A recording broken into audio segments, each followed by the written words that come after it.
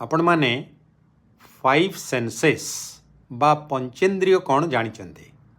आखि, कान, नाक, जीभ एवं चर्म।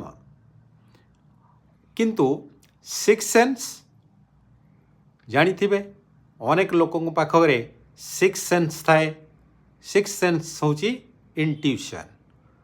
ए 6 सेन्स माध्यम रे अनेक लोक आग को कौन घटिबो से माने जानी पारि थांती। तेबे आउ गोटे सेन्स अच्छी ता बाबद शुणिचंती, ताकू किछि लोक एबे कहउचंती 7th सेन्स।